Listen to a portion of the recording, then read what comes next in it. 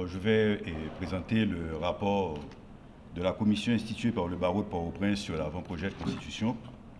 Cette commission est composée de votre serviteur comme président, Maître Josué Pierre-Louis comme rapporteur et comme membre font partie de cette commission Maître Marc Sony-Charles, Maître Joseph Ducasse et Maître Alain Guillaume. Et ce rapport a été produit le 6 août 2025, remis au bâtonnier quelques jours après. Et c'est ce rapport que nous partageons aujourd'hui avec le public. Alors, par décision, en date du 4 juin 2025, le Conseil de discipline du barreau de l'Ordre des avocats de Port-au-Prince a constitué une commission chargée d'élaborer un rapport sur l'avant-projet de la nouvelle Constitution soumise au pouvoir exécutif par le comité de pilotage de la conférence nationale. La commission, après avoir pris connaissance de son mandat, a jugé opportun de déterminer ce qui constitue le cadre de référence à l'aune duquel elle devra apprécier le texte. Elle estime que ces travaux doivent être guidés essentiellement par les normes juridiques dont elle s'efforce d'avoir une compréhension orthodoxe. Elle doit se positionner sur la régularité juridique du processus ayant abouti à l'adoption du dit avant-projet et des suites qui pourraient y être données. Les choix spécifiques effectués dans le texte ne sont pas considérés dans son analyse. L'opportunité de réviser la Constitution ou même d'en changer, de même que le contenu de cette révision ou de ce changement ne sont pas débattus dans ce rapport, la Commission, considérant qu'il peut exister une diversité d'opinions au sein de la communauté des juristes, et elle n'entend donc pas se substituer à l'ensemble des membres de la corporation ou à une majorité d'entre eux en prenant position là-dessus. Par contre, la problématique de la légitimité du processus n'échappe pas à l'analyse, car elle est intimement liée à celle de sa régularité juridique. Le caractère démocratique de l'État implique une pleine participation des citoyens à travers leurs représentants élus dans les choix touchant à l'organisation politique du pays, à la production normative et à la garantie des droits subjectifs des personnes. L'option préférentielle pour la démocratie libérale revêt une grande importance pour une corporation qui concourt à l'exercice efficace du pouvoir judiciaire. L'avocat ayant un rôle essentiel dans la défense des droits de la personne, la Commission a cru essentiel de défendre l'idée voulant que la Constitution soit l'émanation la plus parfaite de la volonté de la collectivité nationale. Elle croit qu'un droit n'est pas bon uniquement du fait qu'il a été produit en conformité aux normes de référence. Il l'est également parce qu'il procède de la volonté réelle de la nation. C'est toute la question de la légitimité de la règle juridique. Par ailleurs, il est indéniable que le peuple a adhéré à une conception libérale de la démocratie, particulièrement lors de l'élaboration de la Constitution de 1987. Toute évolution du régime constitutionnel devrait idéalement continuer à s'inscrire dans cette même trajectoire. Cet aspect de la démarche emprunte certainement un certain accent juste naturaliste que la Commission assume. Elle croit que la Constitution doit tendre à la garantie des droits politiques des citoyens. La moindre des choses est qu'elle soit leur œuvre. La première manifestation de l'exercice des droits politiques des citoyens réside dans le fait que la Constitution reflète pleinement leur volonté et qu'elle soit issue d'un processus dont la légitimité est incontestable.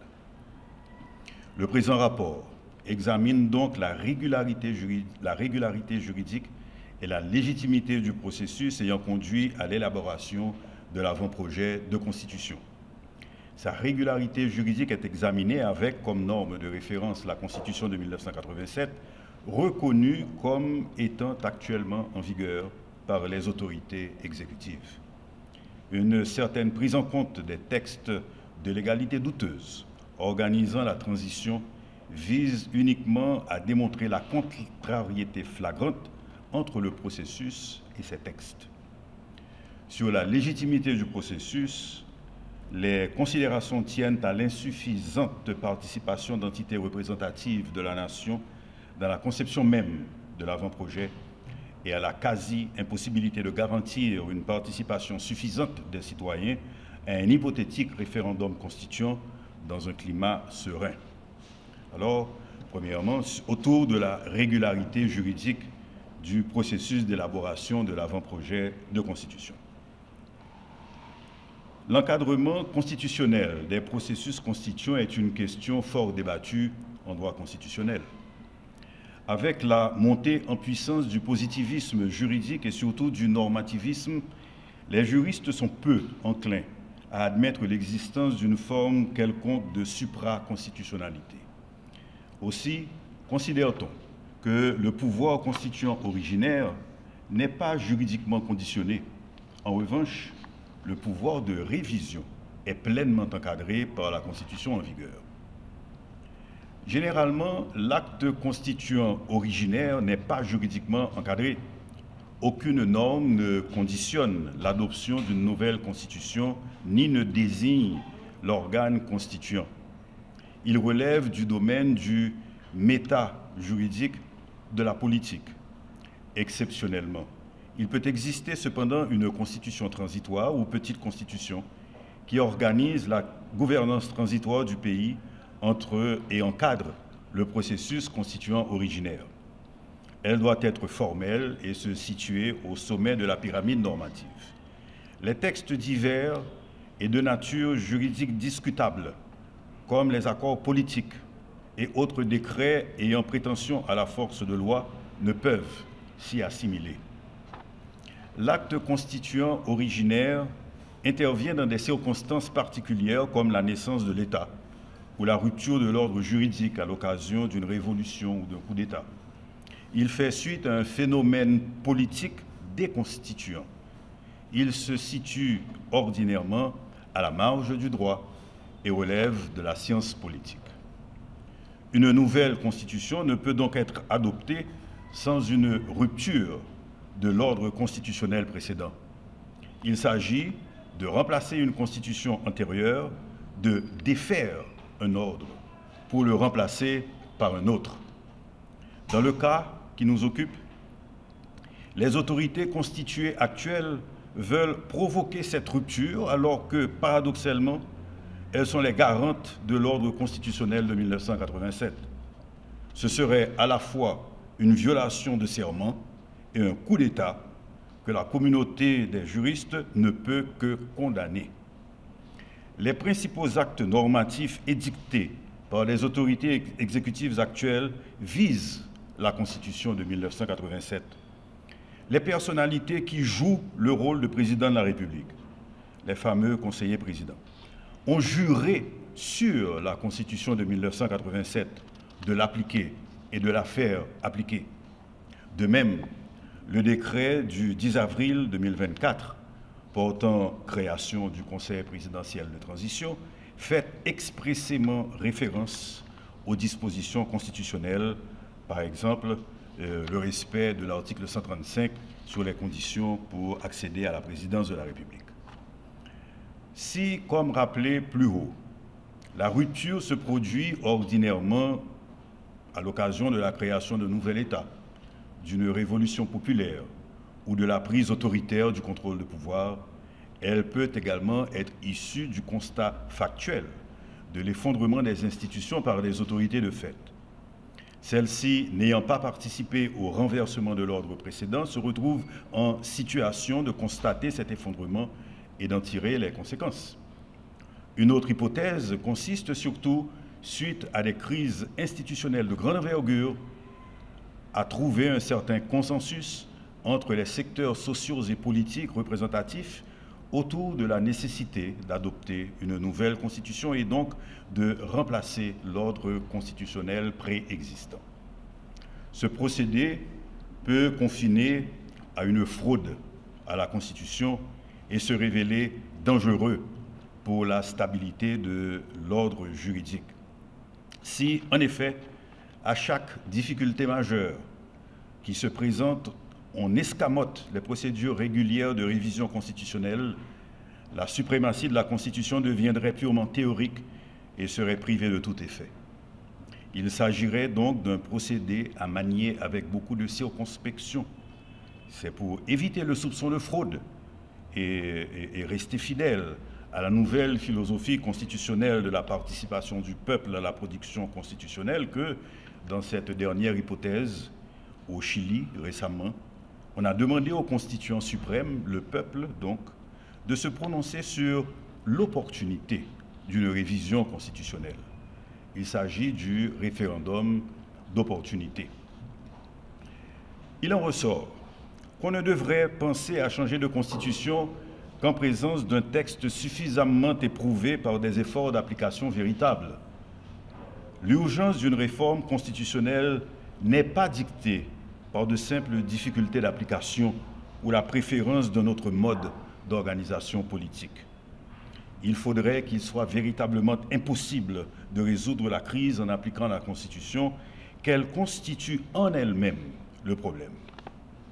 En Haïti, surtout depuis l'adoption de la Constitution de 1987, en des circonstances difficiles, malgré un effondrement des institutions politiques, il a été possible de recourir à des formules ayant permis un retour à l'ordre constitutionnel.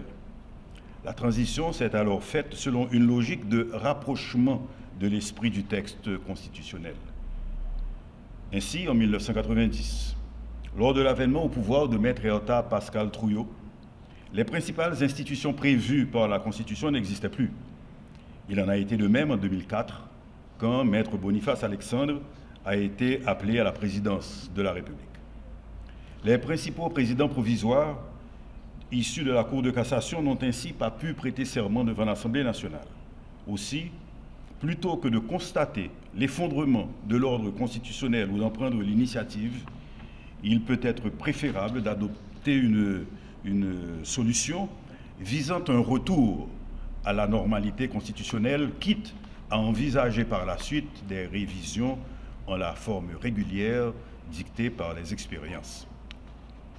Sur la révision constitutionnelle, que ce soit la révision partielle ou la révision totale de la Constitution, elle est encadrée par certaines dispositions de la Constitution actuellement en vigueur en son titre 13.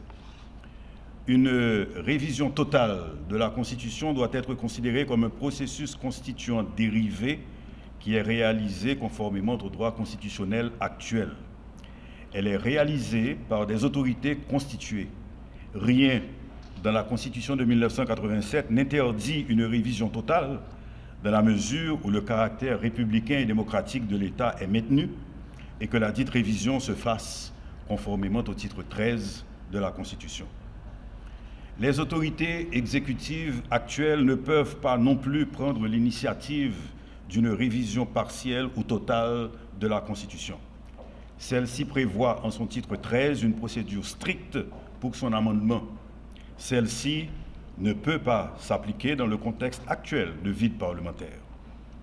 Donc, dans le cas qui nous occupe, les autorités en place ne peuvent initier un acte constituant originaire car aucun processus déconstituant préalable n'est intervenu.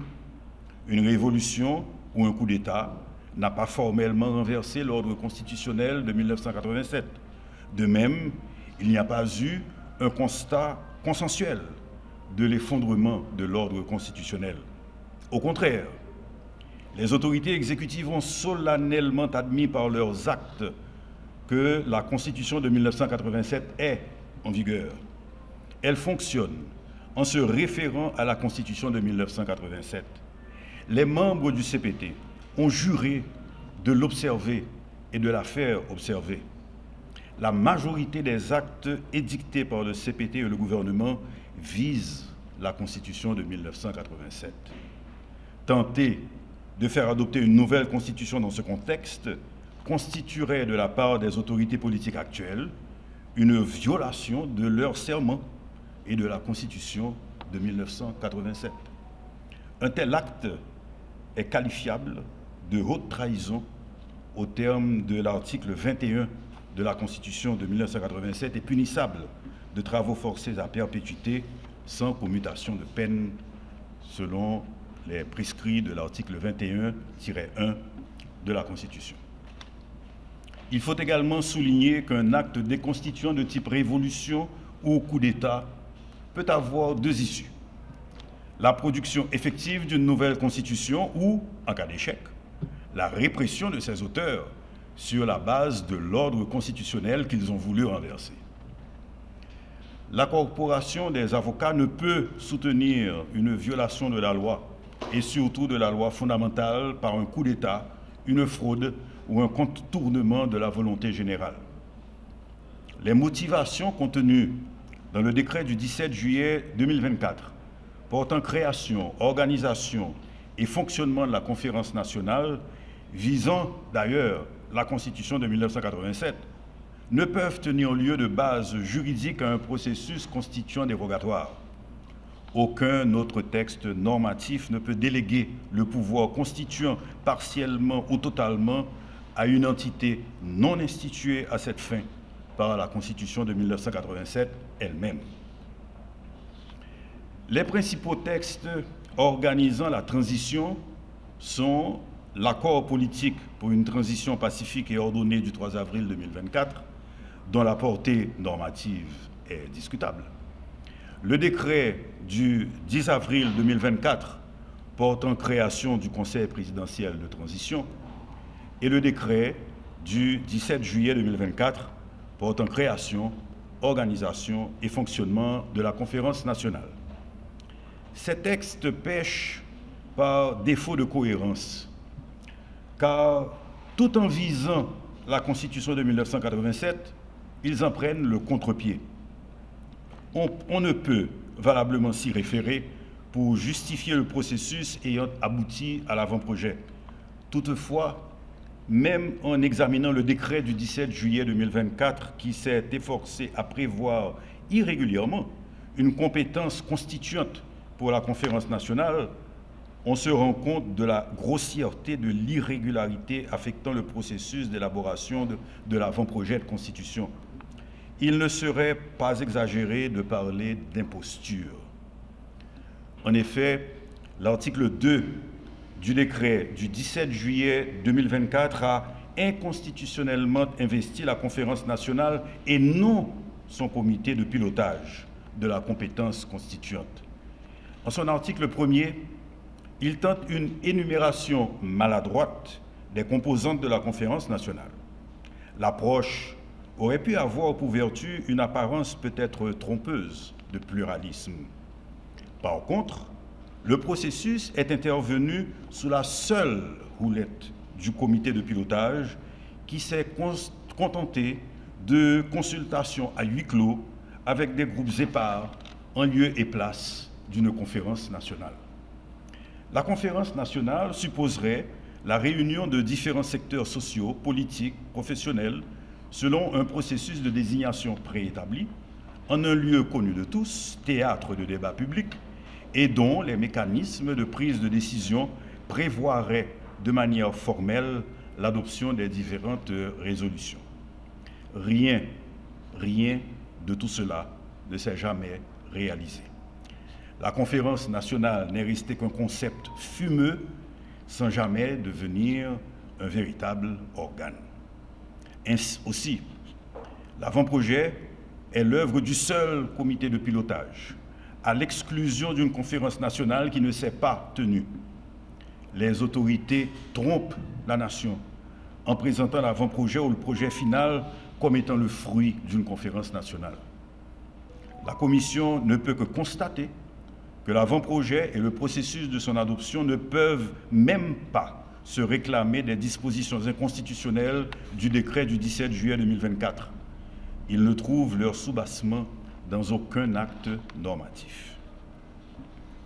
Sur la légitimité du processus ayant conduit à l'avant-projet. Le processus ayant conduit à l'élaboration de l'avant-projet de constitution souffle incontestablement d'un déficit de légitimité. Les auteurs de l'avant-projet de constitution ne sont pas des représentants élus du peuple, ni même des représentants des corps intermédiaires ou structures représentatives de la société. L'élaboration du texte s'est déroulée sans l'implication de manière transparente d'entités représentatives. Les droits politiques des citoyens n'ont pas été respectés dans le cadre de ce processus. Le contenu de ce texte ne procède pas de propositions émanant d'entités représentatives ou de constituants désignés par les assemblées primaires. En référence à l'histoire constitutionnelle d'Haïti et à la philosophie constitutionnelle caractérisant l'ère post-duvalérienne, le processus constituant originaire le plus démocratique impliquerait d'abord un acte des constituants, comme un référendum d'opportunité où le souverain, constituant suprême, serait appelé à se prononcer sur la nécessité ou non de modifier ou réviser la Constitution en vigueur.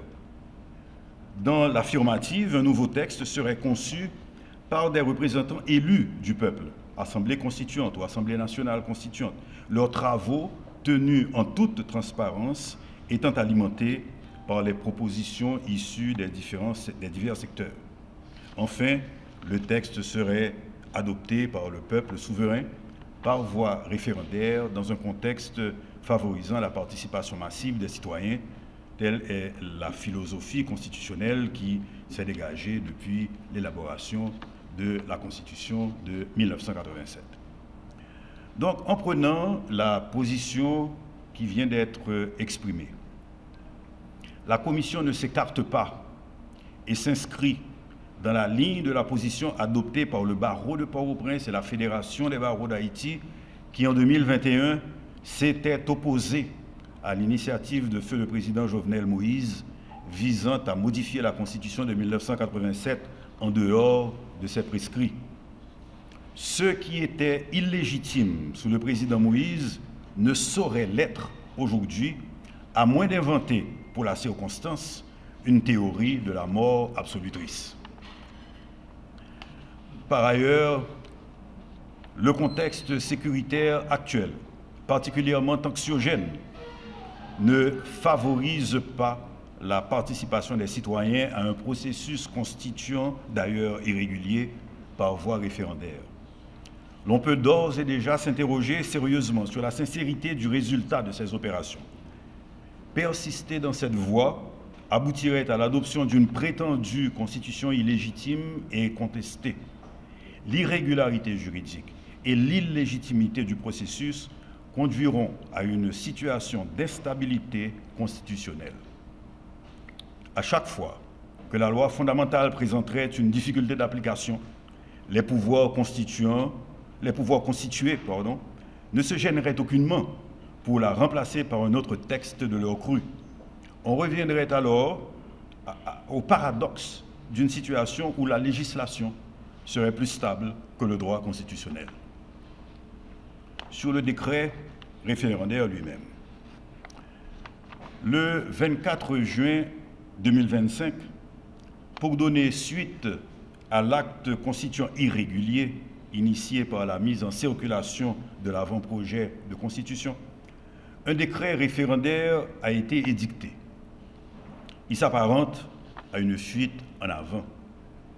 Ce texte semble prendre pour acquis que l'avant-projet de constitution a été conçu de manière régulière et légitime. Il vise à contraindre les citoyens à prendre position en faveur ou contre le contenu du texte sans avoir à mettre en cause le processus dont il est l'aboutissement. Il est demandé aux citoyens de voter sur un texte dont le contenu n'a pas été élaboré par leurs représentants ou ceux des secteurs sociaux en consultation avec eux. En plus, le peuple est appelé à se prononcer sur un texte dont la version finale lui est à ce jour inconnue et donc soustraite au débat démocratique. Le décret référendaire occulte par ailleurs la question de la représentativité de la consultation annoncée. Quel est le taux de participation du corps électoral qui rendra légitime la consultation? Quelle sera la majorité du oui qui exprimera la majorité du corps social et l'adhésion de la communauté nationale au nouveau pacte social.